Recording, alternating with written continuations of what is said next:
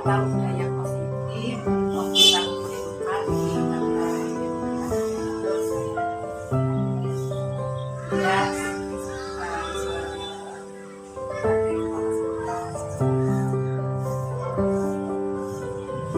Gini Mbak Ani ya, ini apakah kami sosialisasikan kepada seluruh masyarakat atau cuma guru, jadi guru atau teman sejawat ya. Nah nanti ketika Bunda memberikan itu tolong sambil sing paling penting dicatat sebagai referensi Mbak Hani nanti ke depannya. Oke. Sama dengan itu ajaran diajar di dalam pendidikan dan sebagainya. Nah, kemudian yang nomor 2, monggo kita fasilitas apa sarana yang dibutuhkan di sana, baik itu laptop dan sebagainya. Karena ini nanti sebagai presentasi, pedine di jalur presentasi nanti loh kan, kita kan tidak sama ya, kita kan tidak sama. Dosen satunya tidak sama dengan yang lain, apalagi ini sebagai motivasi kepada teman sejawat yang lain atau guru yang lain paling tidak di sana. Nah ini untuk pengajuan kepala sekolah insya Allah yang lolos cuma 1, walaupun ini yang diminta tahap 1 karena mungkin kan masih ada seleksi dan sebagainya, mungkin karena pangkat yang ditamakan minimal 3C saya, minimal 3C tetapi usia 50 tahun ke atas. Nah, ketika kita membutuhkan itu atau kekurangan kepala sekolah yang saat ini memang langka kurang kepala sekolah sehingga kita ambil dari guru. Kayaknya tahap 1 kan di sini Mbak Ila dengan Mbak Cici, tapi yang kita ajukan kayaknya Mbak. Kemudian langkah-langkahnya Mbak Ani berikut kayak apa? Saya akan melakukan diseminasi, membutuhkan sarana prasarana LCD. Cuma sudah ada LCD dan saya minta solusinya bagaimana dengan LCD-nya kalau nanti kita pinjam kalau ada lembaga yang lain dengan apa yang panjenengan butuhkan, paling tidak panjenengan juga proaktif ya kepada lembaga yang mau dipinjami itu, dalam arti proaktif monggo panjenengan menyampaikan kepada yang bersangkutan atau kepada guru-guru yang ada di sini juga, walaupun Bunda selaku kepala sekolah, tapi Bunda pun juga menyampaikan nanti beberapa ini lomba yang kita butuhkan, ini lomba yang kita butuhkan di sana. Jadi kita kembangkan daerah sekolah kita, misalkan seperti Sentosa, upacara rutin, nah karena itu mengajarkan siswa memiliki karakter yang berbeda Pancasila. Maka dari itu ketika kita melaksanakan upacara setiap hari Senin, kadang kita nggak tahu apa sih tujuan dari upacara Senin. Ya, oke. Itu jadikan teka-teki, jadikan kuis kepada anak-anak. Insya Allah anak-anak tidak bisa tidak bisa jawab, bukan meremehkan. Guru memang itu adalah salah satu bentuk karakter di sana, kedisiplinan dan mampu memimpin diri kita sendiri sebelum kita mampu memimpin orang lain, itu bisa. Salah satunya adalah pelaksanaan rutin upacara setiap hari. Jadi istighosah pun juga ayo kita laksanakan gitu. Cuma sebenarnya itu kita sudah laksanakan hanya istilahnya saja, bukan ya cuma istilahnya. Kalau mandek dia kan berarti jalan itu, walaupun kita ada istilah-istilah baru tapi paling tidak kita mengikuti. Kayak sekarang tujuan pembelajaran kan beda sudah.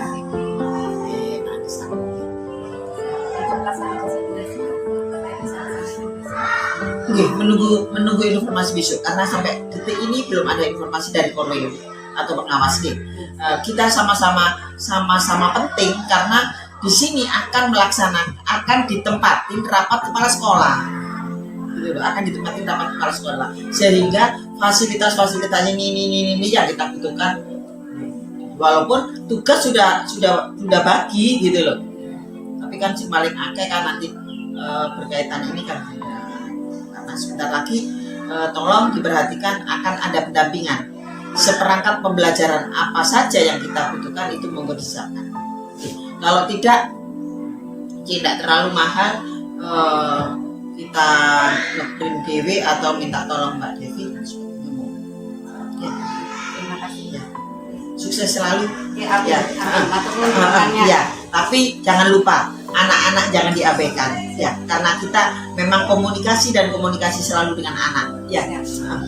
Emang kalau ilmu kita tidak ditransfer ke anak, walaupun anaknya bukan saja menerima, tapi anak-anak biar berkembang wawasannya.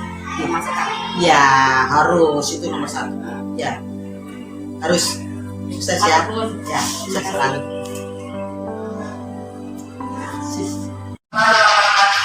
Waalaikumsalam warahmatullahi wabarakatuh.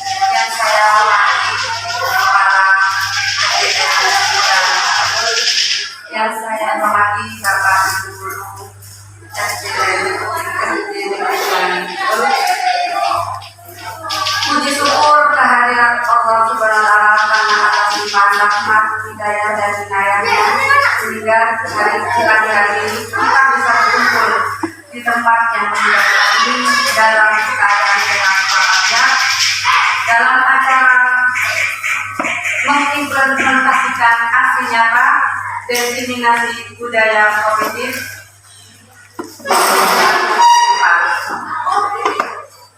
Salawat dan salam semoga kita tercurahkan kepada junjungan Nabi besar Muhammad SAW. Karena dengan beliau kita dibawa ke alam yang terang benderang dengan adanya ajaran Islam. Tak lupa pula saya sampaikan terima kasih yang sebesar-besarnya kepada Ibu Sri Rohmani Catur HMD karena perhubungan dan waktunya saya bisa mendefinisi budaya positif modul 1.4 di SD Negeri Pegalangan itu. Saya juga sampaikan terima kasih kepada Bapak dan Ibu Guru karena dukungan baik itu material juga pendapatnya dengan keadaan sekolah kita yang sangat minim sekali baik dari sarana dan prasarana. Teman-teman selalu mendukung saya untuk terus maju dan melangkah sampai ke puncak nanti. Terima kasih atas dukungannya. Baiklah, sekarang saya akan memulai mendefinisikan apa yang saya dapat dari pendidikan guru penggerak khususnya di modul 1.4 tentang budaya positif. Materi yang pertama, kita akan membahas tentang perubahan paradigma belajar. Perubahan paradigma teori kontrol atau teori pilihan sering kita sebut dengan ilusi kontrol. Dr. William Glasser dalam kontrol teori yang kemudian hari berkembang dan dinamakan choice theory meluruskan beberapa miskonsepsi tentang makna kontrol. Ilusi guru mengontrol murid. Pada dasarnya kita tidak dapat memaksakan murid untuk berbuat sesuatu jikalau murid tersebut memilih untuk tidak melakukannya. Walaupun tampaknya guru sedang mengontrol perilaku murid, hal demikian terjadi karena murid sedang mengizinkan dirinya untuk melakukan kontrol. Saat itu, bentuk kontrol guru menjadi kebutuhan dasar yang dipilih murid tersebut. Teori kontrol menyatakan bahwa semua perilaku memiliki tujuan, bahkan terhadap perilaku yang tidak disukai. Selanjutnya ilusi bahwa semua penguatan positif, efektif, dan bermanfaat. Penguatan positif atau bujukan adalah bentuk-bentuk kontrol. Segala usaha untuk mempengaruhi murid agar mengulangi suatu perilaku tertentu adalah suatu usaha untuk mengontrol murid tersebut. Dalam jangka waktu tertentu, kemungkinan murid tersebut akan menyadarinya dan mencoba untuk menolak bujukan kita, atau bisa jadi murid tersebut menjadi tergantung pada pendapat sang guru untuk terus berusaha. Selanjutnya, ilusi bahwa semua penguatan positif, efektif, dan bermanfaat. Penguatan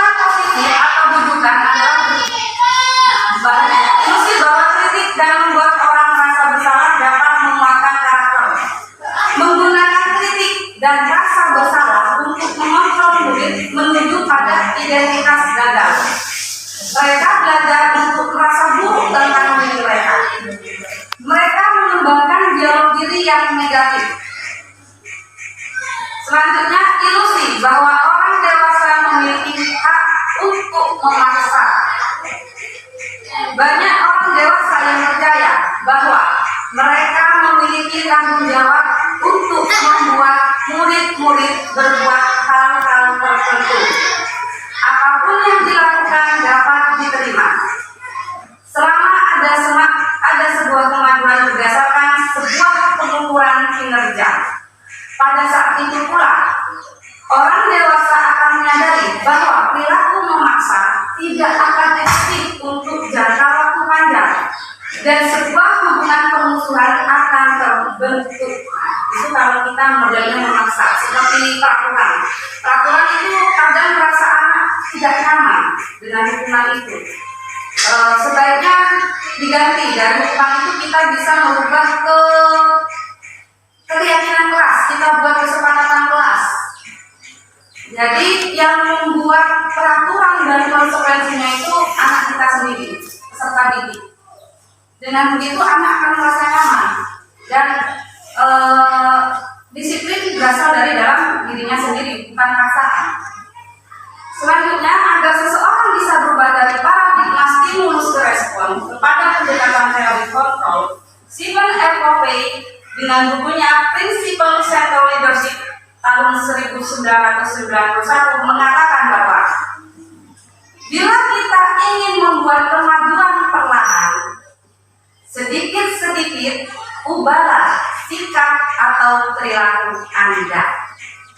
Jadi sesuai dengan filosofi KHD, bahwa seorang guru harus mempunyai pemikiran ingat sosung tulodo imatyo manungkaso bukuri Anda jadu. Jadi sebagai guru, marilah kita banyak memberikan contoh atau teladan. Karena ada pepatah juga, guru kencing berdiri, murid kencing berlari. Namun bila kita ingin memperbaiki cara-cara utama kita, maka kita perlu mengubah kerangka acuan kita. Ubahlah bagaimana Anda melihat dunia, bagaimana Anda berpikir tentang manusia. Ubahlah paradigma Anda, skema pemahaman dan kejelasan aspek-aspek tertentu tentang realitas. Pembelajaran kita memang harus berpihak kepada murid. Nah, berpihak kepada murid ini banyak cara. Harus belajar secara inovasi, media yang menarik. Memang kendalanya untuk membuat media itu sendiri ada kita minim. Ya, untuk membuat media kan memang minim ke kita. Ya, tapi mungkin kita buatlah ada yang tidak ya. Yang penting media itu menarik ya bunda ya. Yang penting. Nah, yang kedua, materi kedua kita akan membahas tentang disiplin positif. Apakah makna disiplin? Kata disiplin berasal dari bahasa Latin yang namanya disciplina, yang artinya belajar. Makna asal dari kata ini berkonotasi dengan disiplin dari murid-murid Socrates dan Plato. Disiplin diri membuat orang menggali potensinya menuju sebuah tujuan apa yang dihargai. Namun dalam budaya kita, makna kata disiplin telah berubah menjadi sesuatu yang dilakukan seseorang pada orang lain untuk mendapatkan kepatuhan. Kecenderungan umum adalah menghubungkan kata disiplin dengan ketidaknyamanan, bukan dengan apa yang kita hargai atau pencapaian suatu tujuan mulia. Nah, disiplin positif. Menurut Dr. William Glasser dengan teori kontrol atau teori pilihannya, yang pertama, Anda tidak bisa mengontrol orang lain, bisa mengontrol diri. Jadi sebelum mengontrol lain, mengontrol diri Anda. Makna disiplin, belajar kontrol diri dengan menggali potensi kita agar mencapai tujuan kuliah yang itu sesuatu menjadi seseorang yang kita inginkan berdasarkan nilai-nilai yang kita gadai. Nah, di sini semua perilaku memiliki tujuan. Namun teori motivasi. Teori motivasi ini ada 3. Yang pertama untuk menghindari hukuman. Yang kedua untuk mendapatkan imbalan. Dan yang ketiga untuk menghargai diri sendiri. Nah, dari ketiga teori ini yang termasuk teori motivasi ekstrinsik, jadi motivasinya datang dari luar, itu ada di nomor 1 dan nomor 2. Jadi untuk menghindari hukuman, murid tidak kata disiplinnya itu bukan dari dalam dirinya, tapi dari luar karena sudah paksaan. Oh, saya kalau ini nanti gini kan sama bapak ibu guru. Jadi tak rasa takutnya sementara. Yang kedua, kadang murid melakukan menaati peraturan itu untuk mendapatkan pujian. Jadi itu motivasinya dari luar. Sedangkan teori motivasi yang ketiga untuk menghargai diri sendiri itu merupakan motivasi intrinsik yang datangnya dari dalam diri siswa itu sendiri. Jadi kalau siswa sudah menghargai dirinya sendiri, dia akan mematuhi peraturan tanpa disuruh. Misalkan upacara bendera, jadi tidak harus diobservasi. Ayo anak, ini jam sekian. Itu kan masih datangnya dari luar, dari guru. Tapi kalau dengan sendirinya bapak ibu guru sudah menyiapkan peralatan, anak-anak masuk ke lapangan, berarti murid-murid sudah kedisiplinannya dari dalam diri sendiri. Nilai-nilai kebajikan universal yang kita dapatkan bisa kita jadikan menjadi keyakinan kelas. Yang saya tadi sampaikan, keyakinan kelas atau kesepakatan kelas itu bisa dibuat antara guru dan murid.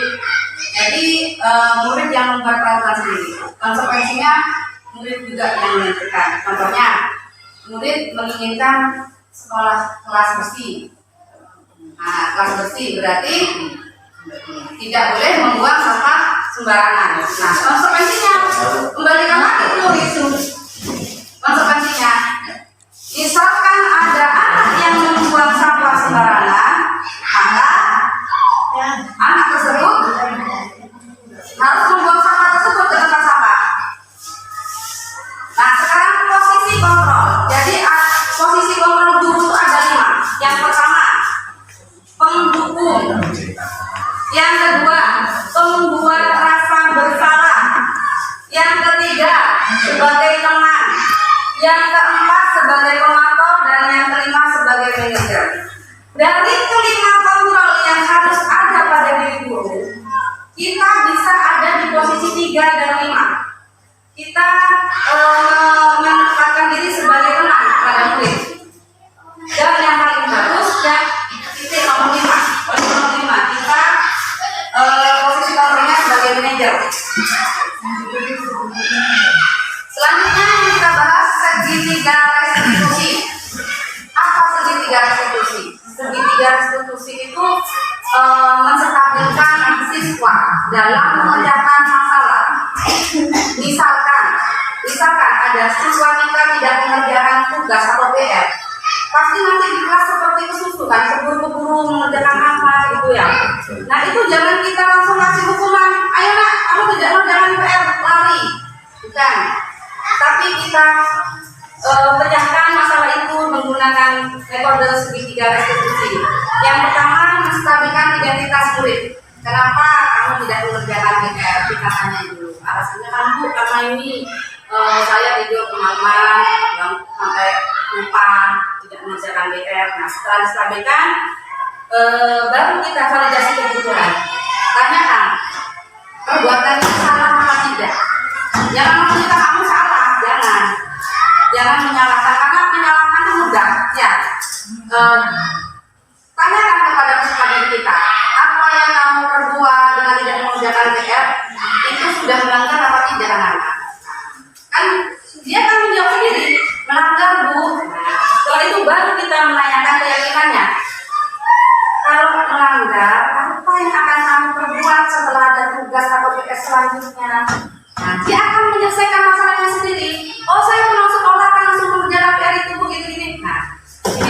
dinamakan segitiga restitusi.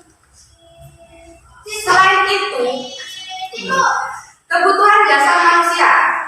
Kebutuhan dasar manusia ada 5. Yang pertama bertahan hidup, yang kedua penguasaan, yang ketiga kasih sayang dan rasa diterima, yang 4 kesenangan, dan yang 5 kebebasan. Poin di nomor 3 ini ada di Bunda kita.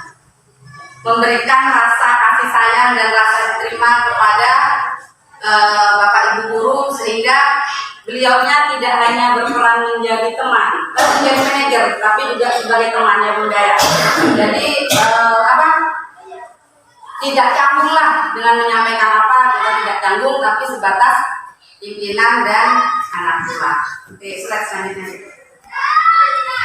Nilai-nilai kebajikan universal. Nilai-nilai kebajikan adalah sifat-sifat positif manusia yang merupakan tujuan mulia yang ingin dicapai setiap individu. Nilai-nilai tersebut bersifat universal dan lintas bahasa, suku, bangsa, agama maupun latar belakang. Setiap perilaku atau perbuatan memiliki satu tujuan menurut Dr. William Glasser pada teori kontrol tahun 1984. Dengan mengaitkan nilai-nilai kebajikan yang diyakini seorang, maka motivasi intinya akan terbangun sehingga menggerakkan motivasi dari dalam untuk dapat mencapai tujuan mulia yang diinginkan. Yang disampaikan oleh Jim Dawson tahun 1998. Nilai-nilai kebajikan yang ingin dicapai oleh setiap anak Indonesia dikenal dengan profil pelajar Pancasila. Inilah yang disingkat dengan P3, profil pelajar Pancasila. Di mana isi dari profil Pancasila ada 6 elemen. Elemen yang pertama beriman, bertakwa kepada Tuhan Yang Maha Esa, dan berakhlak mulia. Elemen yang kedua mandiri, yang ketiga bernalar kritis, 4 berkebinekaan global, 5 bergotong royong, 6 kreatif. Nah, ini tugas kita sebagai guru, menciptakan generasi penerus bangsa yang berprofil Pancasila. Jadi 6 suplemen harus kita terapkan kepada anak didik kita. Misalkan yang tadi beriman dan bertakwa bisa kita terapkan dengan kegiatan istighosah, ya Bunda ya, istighosah, sholat duha, sholat zuhur, berjamaah, bisa kita terapkan seperti itu. Mandiri, dalam artian mandiri, anak kita beri tugas, dia mengerjakan secara mandiri dengan teman-temannya, mengerjakan masalah, mengajarkan anak kita menjadi anak yang mandiri. Materi yang ketiga tentang motivasi perilaku manusia. Teori motivasi perilaku manusia. Yang pertama, motivasinya untuk menghindari ketidaknyamanan atau hukuman. Inilah yang dinamakan motivasi eksternal. Jadi nanti apa yang akan terjadi apabila saya tidak melakukannya, ini nanti akan mendapatkan hukuman. Motivasi yang kedua untuk mendapatkan imbalan dari orang lain atau institusi. Jadi anak tersebut mematuhi peraturannya itu hanya untuk mendapat pujian. Yang ketiga untuk menghargai diri sendiri. Nah, inilah yang menjadi tujuan disiplin positif, karena motivasi yang nomor 3 merupakan motivasi internal yang datangnya dari dalam diri kita sendiri. Saya ingin menjadi orang yang seperti apa bila saya melakukannya. Let's lanjutkan. Jim Dawson dalam bukunya Restructuring School Discipline menyatakan ada 3 motivasi perilaku manusia. Yang pertama untuk menghindari ketidaknyamanan atau hukuman. Ini adalah tingkat terendah dari motivasi perilaku manusia. Jadi yang pertama ini merupakan motivasi yang paling rendah, karena menghindari Biasanya orang yang memotivasi perilakunya untuk menghindari hukuman atau ketidaknyamanan akan bertanya, apa yang akan terjadi apabila saya tidak melakukannya? Sebenarnya mereka sedang menghindari permasalahan yang mungkin muncul dan berpengaruh pada mereka secara fisik, psikologis, maupun tidak terpenuhinya kebutuhan mereka. Bila mereka tidak melakukan tindakan tersebut, motivasi ini bersifat eksternal. Yang kedua, untuk mendapatkan imbalan atau penghargaan dari orang lain. Ini termasuk motivasi eksternal juga. Satu tingkat di atas motivasi yang pertama. Di sini orang berperilaku untuk mendapatkan penghargaan dari orang lain. Jadi tidak datang dari dalam dirinya sendiri, hanya butuh pujian. Orang dengan motivasi ini akan bertanya, apa yang akan saya dapatkan apabila saya melakukannya? Misalkan jika dia melatih peraturan, dia akan mendapat pujian dari atasannya. Mereka melakukan sebuah tindakan untuk mendapatkan pujian dari orang lain yang menurut mereka penting dan mereka letakkan dalam dunia berkualitas mereka. Mereka juga melakukan sesuatu untuk mendapatkan hadiah ataupun imbalan. Motivasi yang terakhir yaitu ingin dihargai. Jadi mereka yang menginginkan dan menghargai diri sendiri. Ini merupakan motivasi yang datangnya bersifat internal dari dalam diri. Orang dengan motivasi ini akan bertanya, akan menjadi orang seperti apa bila saya melakukannya. Jadi misalkan, kalau saya mematuhi peraturan ini, saya pasti nanti akan menjadi seorang guru yang seperti ini. Nah, itu adalah motivasi internal dari dalam diri. Mereka melakukan sesuatu karena nilai-nilai mereka yang yakini dan hargai, dan mereka melakukannya karena mereka ingin menjadi orang yang melakukan nilai-nilai yang mereka yakini tersebut. Ini adalah motivasi yang akan membuat seseorang memiliki disiplin positif karena motivasi berperilakunya bersifat internal. Ini perbedaan hukuman dan konsekuensi. Misalkan ada tindakan guru mencatat 100 kali dalam buku kalimat, saya tidak akan terlambat lagi karena terlambat ke sekolah. Misalkan ada anak terlambat ke sekolah, disuruh nulis di buku 100 kali kalimat, saya tidak akan terlambat lagi.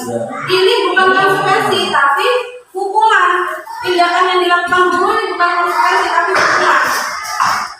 Contoh lagi, lari mengelilingi lapangan basket 2 kali karena terlambat hadir di sekolah. Ini bukan hukuman atau konsekuensi? Bukan hukuman, karena murid akan merasakan secara psikis, secara fisik. Terus yang ketiga, murid diminta untuk push up 15 kali karena tidak menggunakan masker ke sekolah. Jadi bukan konsekuensi. Yang keempat, menggantikan kertas tugas teman yang telah dicoret-coret. Ini beda lagi. Inilah yang dinamakan konsekuensi. Jadi apa yang anak perbuat, anak tersebut juga harus menyelesaikan masalah tersebut. Konsekuensinya, kalau dia mencoret buku temannya, dia harus mengganti. Jangan memberikan hukuman.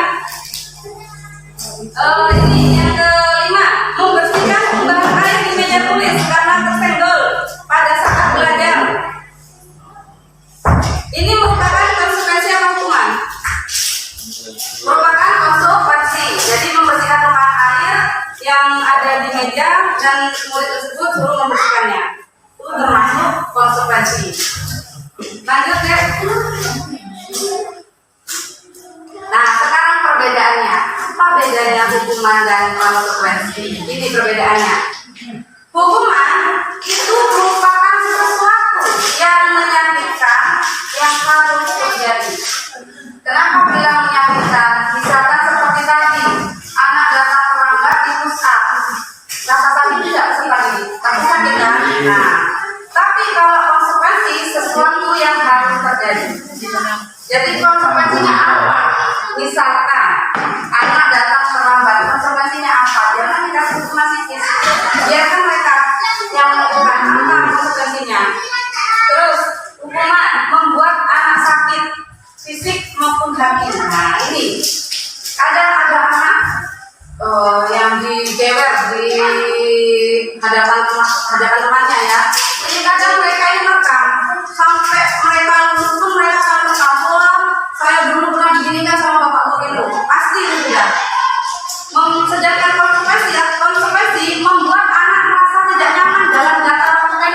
dia merasa sakit hatinya tidak dalam jangka panjang, hanya saat itu saja.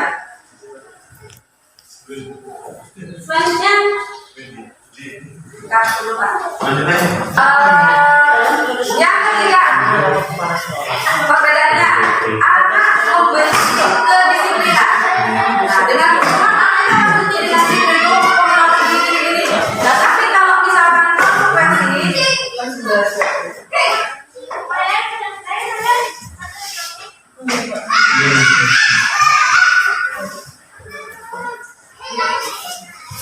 anak akan menghargai disiplin. Hukuman juga itu merupakan bersifat paksaan, tapi kalau konsekuensi bersifat stimulus dan akan ada tanggapan.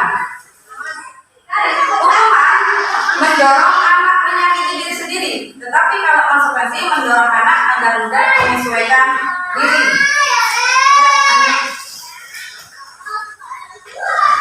Apa itu restitusi yang tadi saya sebutkan sebagai restitusi? Restitusi adalah proses menciptakan kondisi bagi murid untuk memperbaiki kesalahan mereka sehingga mereka bisa kembali pada kelompok mereka dengan karakter yang lebih kuat. Restitusi juga merupakan proses kolaboratif yang mengajarkan murid untuk mencari solusi untuk masalah mereka dan membantu murid berpikir tentang orang seperti apa yang mereka ingin menjadi tujuan mulia dan bagaimana mereka harus memperlakukan orang lain. Ini pendapat Gozen tahun 2004.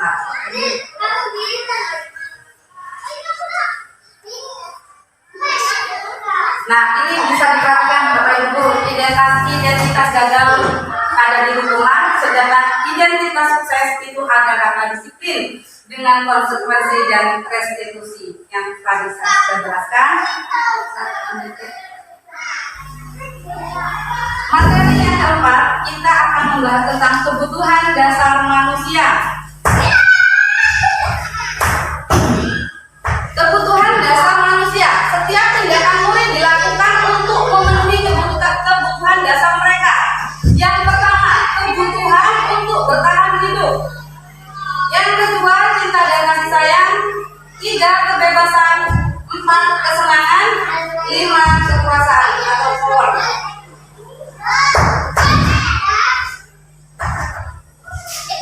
Yang kita bahas pertama, kebutuhan bertahan hidup.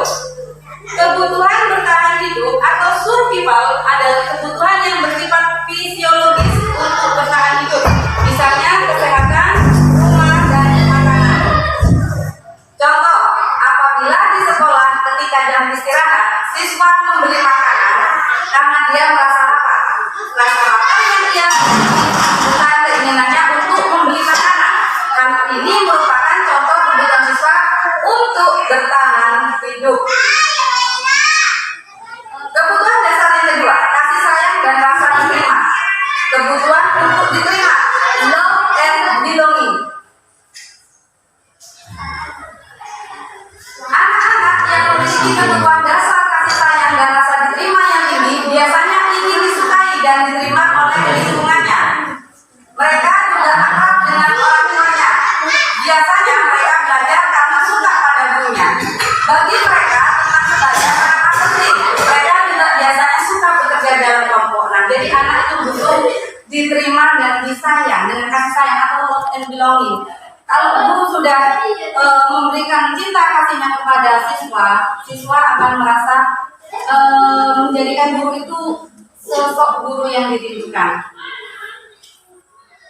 Kebutuhan dasar yang ketiga, penguasaan, yaitu kebutuhan pengakuan atas kemampuan yang kita sebut dengan power. Anak-anak yang memiliki kebutuhan dasar akan penguasaan yang tinggi biasanya selalu ingin menjadi pemimpin. Mereka juga suka mengamati sebelum mencoba hal baru dan merasa kecewa bila melakukan kesalahan. Mereka juga biasanya rapi dan sistematik dan selalu ingin mencapai yang terbaik. Kebutuhan dasar yang keempat, kebebasan atau freedom.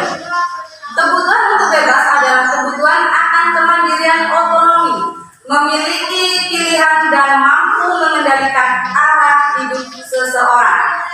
Anak-anak dengan kebutuhan kebebasan yang tinggi menginginkan pilihan.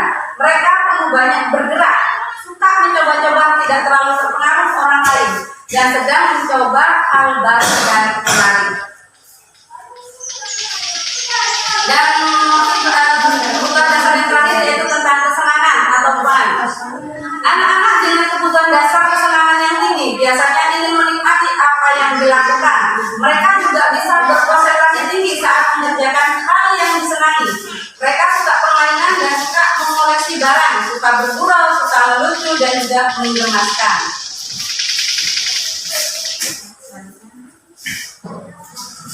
Materi yang kelima, posisi kontrol restitusi. 5 posisi kontrol menurut Dian Goldberg. Program disiplin positif yang berpusat pada murid yang dikembangkan oleh Dian Goldberg dengan pendekatan restitusi yang disebut dengan 5 posisi kontrol. Restitution, Restructuring School Discipline tahun 1998. Guru perlu meninjau kembali penerapan disiplin di dalam ruang-ruang kelas mereka selama ini. Apakah telah efektif? Apakah berpusat pada murid? Apa sudah memerdekakan murid dan memandirikan murid? Melalui serangkaian riset dan berdasarkan pada teori kontrol, Dr. William Blazer Gosen berkesimpulan ada 5 posisi kontrol yang diterapkan seorang guru, orang tua, ataupun atasan dalam melakukan kontrol. 5 kontrol tersebut adalah penghukum, pembuat rasa bersalah, sebagai teman, sebagai pemantau, dan sebagai manajer.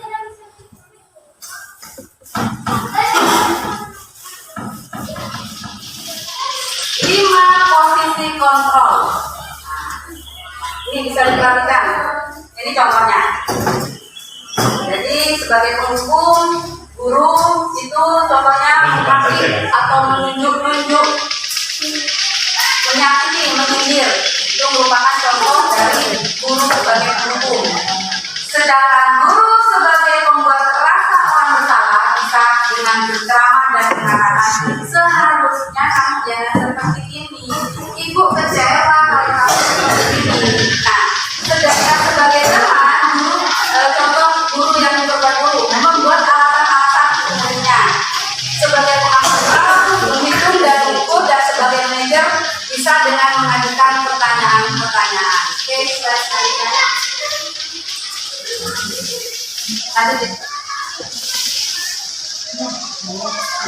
Bergerak antara pelabuhan pemantau konsekuensi atau kerja menjadi nilai-nilai manajer yang memperbaikinya. Nah, materi yang terakhir, materi yang keenam tentang keyakinan kelas yang bisa dibuat bersama murid dengan guru. Mengapa tidak peraturan saja? Mengapa harus keyakinan kelas? Jadi kata peraturan kita ganti dengan keyakinan kelas, karena dengan keyakinan kelas akan terbentuk konsekuensi antara guru dan murid. Keyakinan yaitu nilai-nilai kebajikan universal yang disepakati secara tersirat dan tersurat, lepas dari latar belakang suku, negara, bahasa maupun agama. Untuk mendukung motivasi intrinsik kembali ke nilai-nilai atau keyakinan-keyakinan lebih menggerakkan seseorang dibandingkan mengikuti serangkaian peraturan. Nah, di sini ada lingkaran yang di dalam pertamanya peraturan kelas. Dari peraturan kelas kita buat menjadi keyakinan kelas. Dari keyakinan kelas yang kita buat akan menciptakan lingkungan yang positif. Lingkungan positif akan menciptakan budaya yang positif. Pembentukan keyakinan sekolah atau kelas. Keyakinan kelas bersifat lebih abstrak daripada peraturan yang lebih rinci dan konkret. Keyakinan kelas berupa pernyataan-pernyataan universal. Pernyataan keyakinan kelas senantiasa dibuat dalam bentuk positif. Keyakinan kelas hendaknya tidak terlalu banyak sehingga mudah diingat dan dipahami oleh semua warga kelas. Keyakinan kelas sebaiknya sesuatu yang dapat diterapkan di lingkungan tersebut. Semua warga kelas hendaknya ikut berkontribusi dalam pembuatan keyakinan kelas lewat kegiatan curah pendapat. Bersedia menjawab kembali keyakinan kelas dari waktu ke waktu. Prosedur pembentukan keyakinan kelas. Yang pertama, mempersilahkan murid di kelas untuk bersurat pendapat tentang peraturan yang akan disepakati di kelas. Yang kedua, mencatat semua masukan-masukan dari para murid yang ditulis di kertas tadi. Yang ketiga, menyusun keyakinan kelas sesuai prosedur, mengganti kalimat negatif menjadi kalimat positif, meninjau kembali daftar surat pendapat yang sudah dicatat jika saja ada yang masih berupa peraturan. Tiga, keyakinan sekolah atau kelas secara bersama-sama.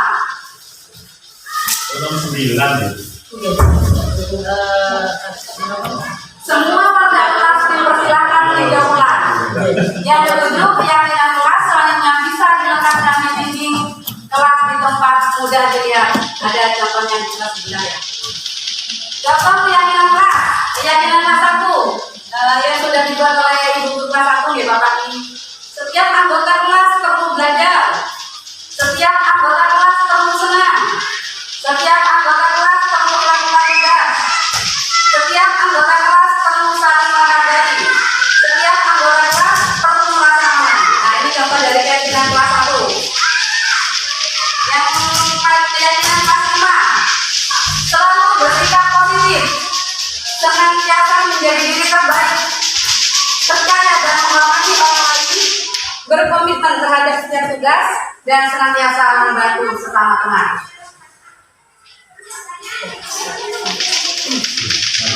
Materi itu segitiga restitusi.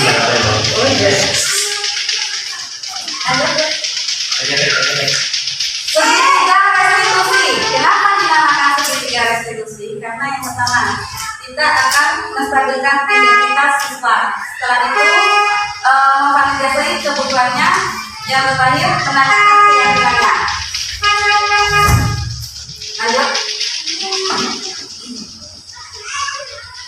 Menstabilkan identitas. Ini untuk membuat anak yang merasa gagal karena membuat salah menjadi positif terhadap dirinya.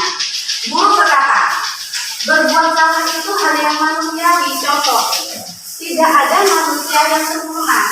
Pasti akan melakukan kesalahan. Karena manusia tidak ada yang sempurna.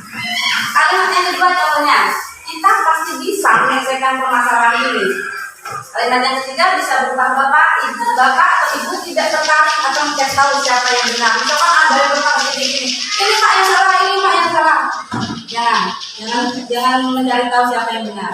Siapa yang salah lebih tertarik untuk menyelesaikan masalah. Kalau kamu menyalahkan dirimu sendiri terus, apakah kamu bersikap baik pada dirimu sendiri? Selanjutnya. Yang kedua, validasi kebutuhan. Ini untuk membantu murid mengenali kebutuhan dasar yang ingin dipenuhinya. Guru bisa berkata, kamu bisa saja melakukan hal ini guru, tapi kamu tidak melakukannya kan? Bisa juga dengan kalimat yang pasti punya alasan mengapa melakukannya.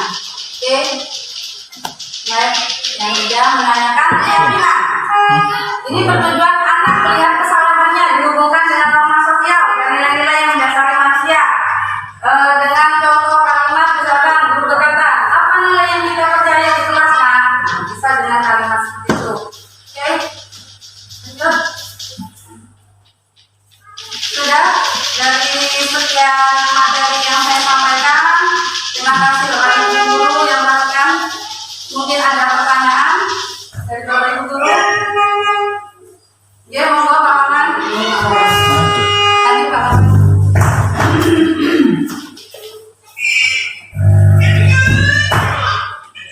Assalamualaikum warahmatullahi wabarakatuh. Dari modul 1.1.4 tadi dibahas ada 7 materi. Yang saya tanyakan itu materi 3 tentang motivasi belajar. Motivasi belajar, ya. Kalau dilihat kondisi saat ini, perilaku siswa itu dari 3 motivasi yang dibahas tadi, mana yang dipakai untuk perilaku siswa sekarang? Terima kasih. Terima kasih Pak Wawan. Oke, kembali lagi ya. Tadi ada motivasi siswa ada 3. Yang pertama untuk merasa tidak nyaman atau hukuman. Yang kedua merasa dihargai. Yang ketiga dari dalam diri. Dari dalam diri. Nah, sebenarnya yang kita pakai, yang harus kita pakai itu yang ketiga, Pak. Yaitu apa? Mengembangkan motivasi itu dari diri sendiri. Jadi untuk menghargai diri sendiri. Jangan sampai kita merasa tidak nyaman dengan hukuman yang kita berikan. Jadi orang. Selanjutnya ada pertanyaan lain.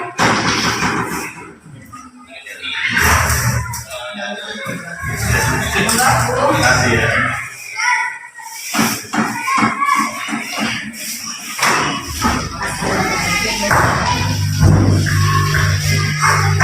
Mungkin hanya tambahan. Penyampaian Tuhan tadi sudah, menurut saya sudah baik. Cuma mungkin ya. Menanya saya berikannya. Jadi mungkin perlu sedikit tambahan, ada ulangan atau sedikit apa. Jadinya biar agak menarik, tidak fokus ke materi saja. Itu mungkin hanya tambahan. Nah untuk itu lagi nih kontrol ya apa itu? Sebagai manajer, sebagai teman. Ya sampai mengucapkannya nanti hati-hati. Mungkin dari saya dibersihkan. Assalamualaikum warahmatullahi wabarakatuh. Dikontrol. Andi. Oke, terima kasih Bu atas masukannya. Ya. Memang kadang kita itu kalau menyampaikan materi, mungkin yang menyampaikan enak aja terus, tapi yang mendengarkan kadang dibantu. Butuh ice breaking. Nah, gini. Oke, sekarang kita coba melakukan ice breaking. Ini kan ada 4 tab ya. Nah, saya sudah izin ya. Ini ada 4 tab. Jadi yang 2 ini tangan saya, yang kiri ya. Yang ini 2 ini tangan saya kanan. Saya kasih contoh. Misalkan saya mengarah tangan sini, tepuk 1 kali. Nah ya, 1 kali. Tapi kalau saya bergerak 2 kali, berarti tepukannya 2 kali. Kalau saya ke arah sini, sebelah sini yang tepuk. Saya kasih 1, berarti 1. Kalau saya pukul tangan 2 kali, berarti 2 tepukan. Bisa kita coba ya? Ya, saya bunda. Oke? Bunda ya? Ya, yuk.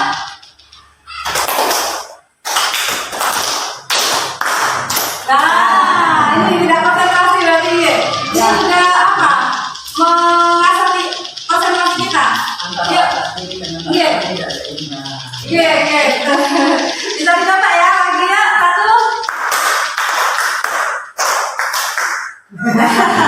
Nah, belum ya, ayo coba lagi.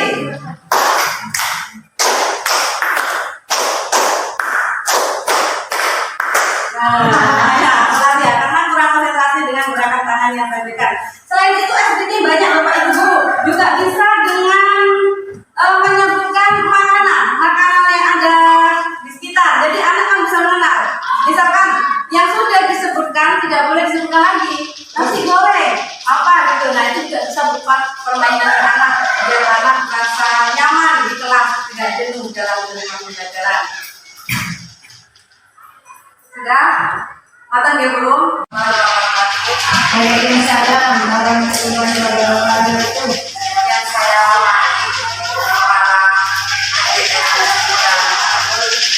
Yang saya hormati Bapak Ibu Guru dan puji syukur kehadiran Allah Subhanahu wa Ta'ala karena atas limpahan rahmat, hidayah dan inayahnya sehingga hari ini kita bisa berkumpul di tempat yang mulia ini dalam keadaan yang bahagia dalam acara mengimplementasikan aksi nyata diseminasi budaya positif.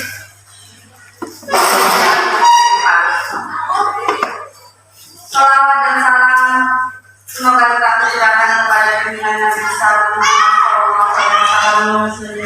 Karena dengan beliau kita dibawa ke alam yang terang benderang dengan adanya ajaran Islam. yang sebesar-besarnya kepada Ibu Sri Rohmani Catur HMPD karena dukungan dan waktunya saya bisa mendefinasi budaya positif modul 1.4 di SD Negeri Pegalangan itu.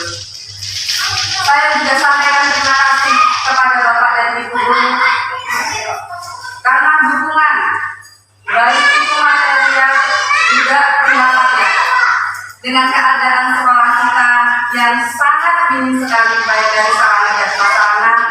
Teman-teman selalu mendukung saya untuk terus maju dan melangkah sampai ke puncak nanti. Terima kasih atas dukungannya. Baiklah, sekarang saya akan memulai mendefinisikan apa yang saya dapat dari pendidikan guru penggerak, khususnya di modul 1.4 tentang budaya positif. Materi yang pertama, kita akan membahas tentang perubahan paradigma belajar. Perubahan paradigma teori kontrol atau teori pilihan sering kita sebut dengan ilusi kontrol.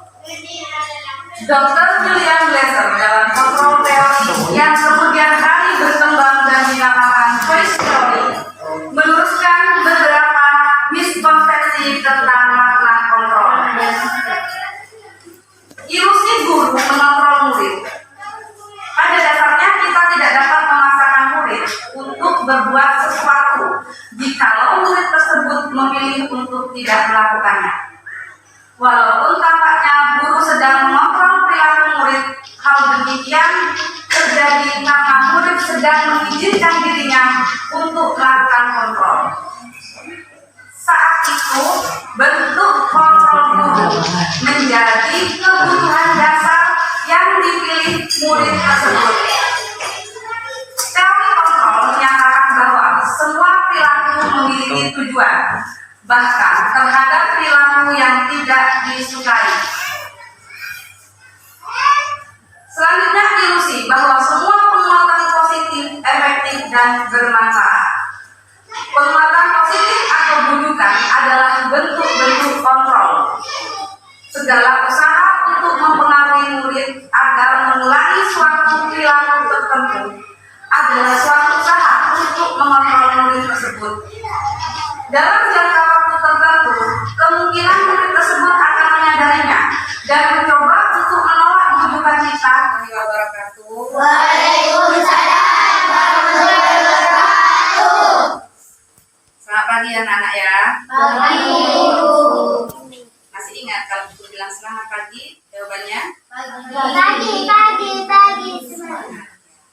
Jadi selamat pagi, pagi, Pagi semangat. Ya, ayo coba. Selamat pagi anak-anak. Pagi semangat. Paginya 2 kali. Langsung semangat. Diulang ya.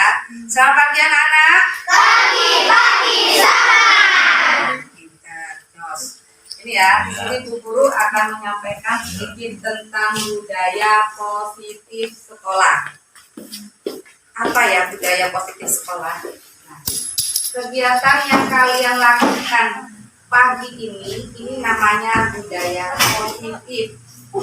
Kenapa dinamakan budaya positif?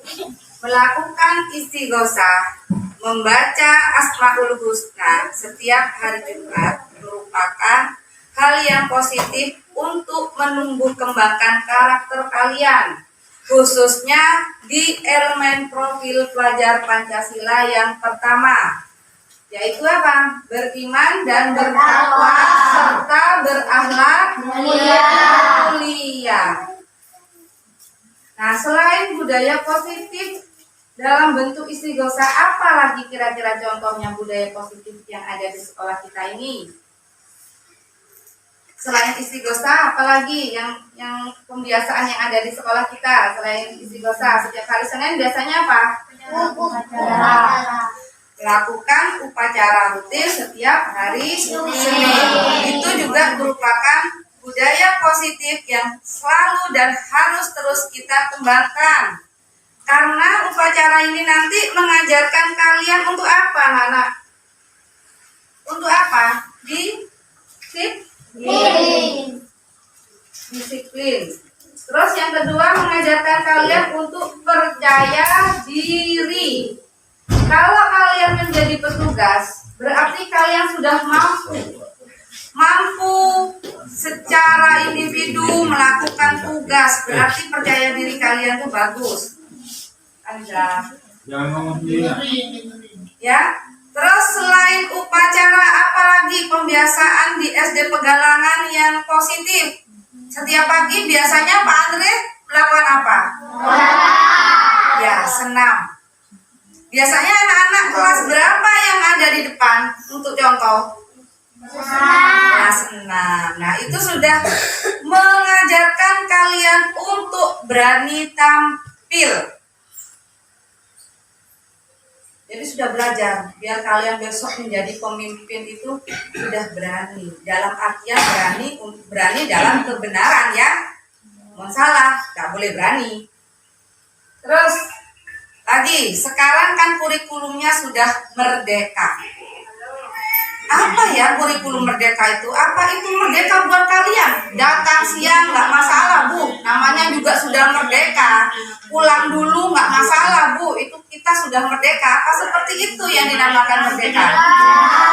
Nah, ya, yang dinamakan kurikulum merdeka yaitu kalian merdeka, tidak mendapat perintah, merdeka dari perintah. Tetapi perintah itu datangnya dari diri kalian sendiri. Ngerti maksudnya? Nah, jadi kalian nggak harus diperintah terus sama bapak dan ibu guru. Misalkan, ayo anak-anak datang pagi, jam 7 harus datang. Bukan itu. Kita sudah merdeka. Merdeka itu harus dari dalam diri kalian sendiri. Harus sadar diri kalian. Oh iya, ini sudah jam 6.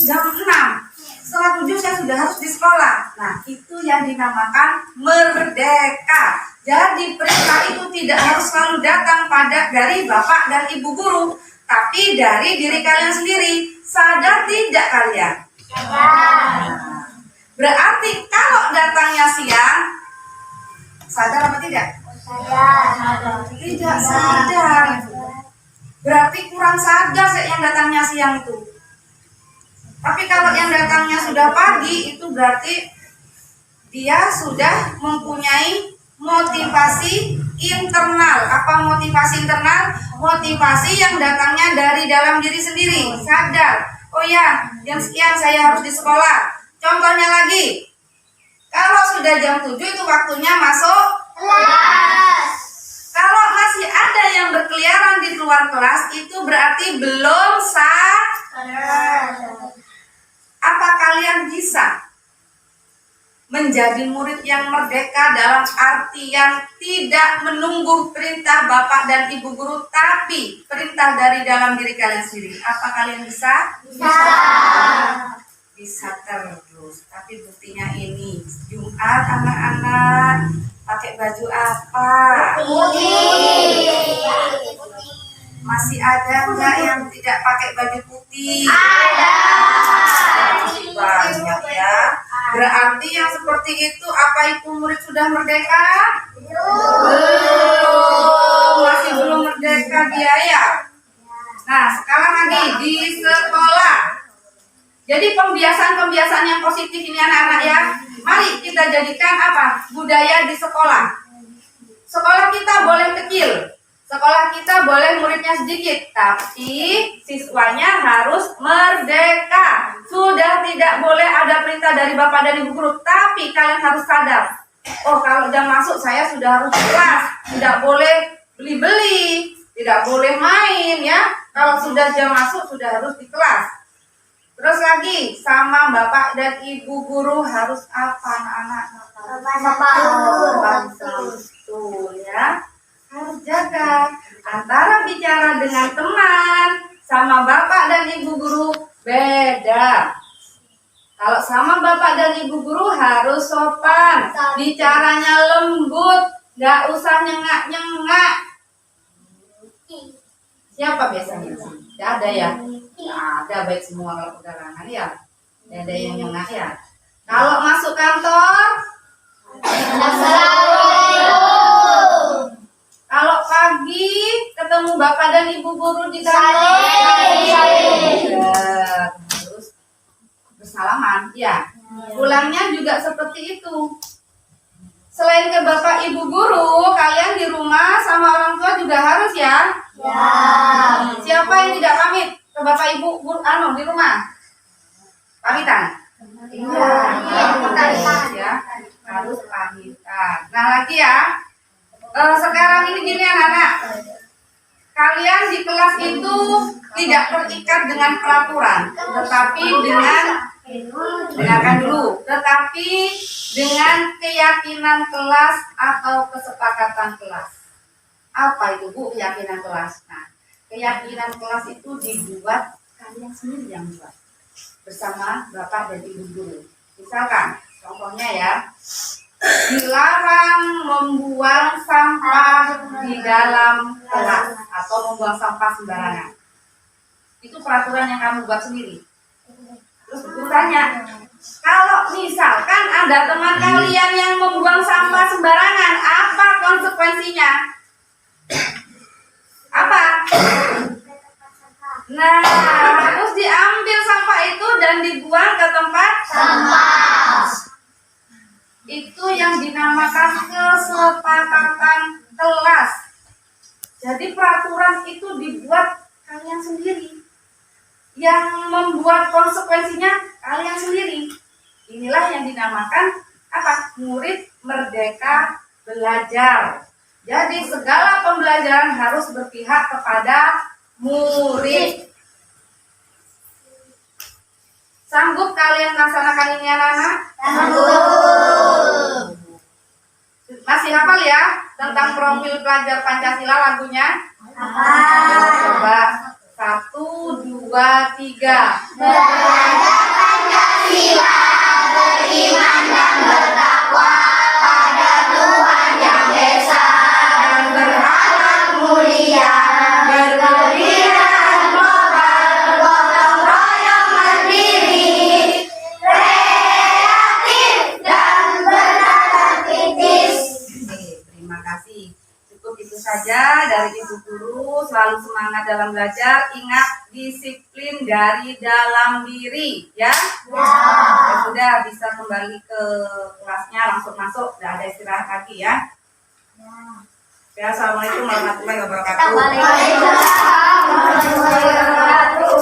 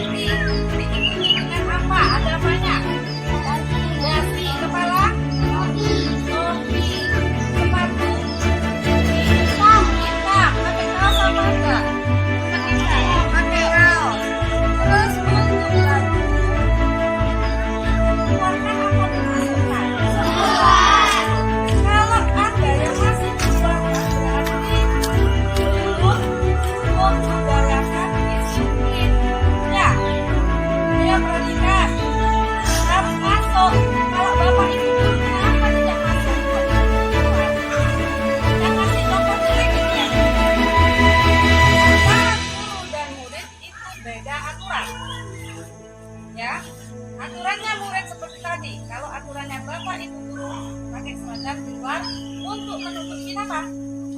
Ini. Ya, bagian perempuan untuk menutupin ini.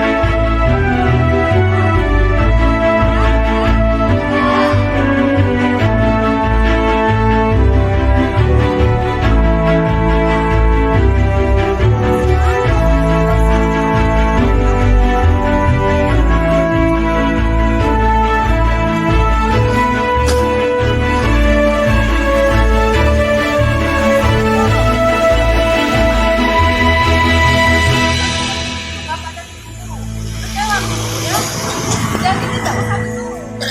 Berdasarkan keyakinan kalian sendiri sudah, kesadaran kalian sendiri harus sadar. Oh iya, saya mau mau jadi petugas. Kalian cuma petugas.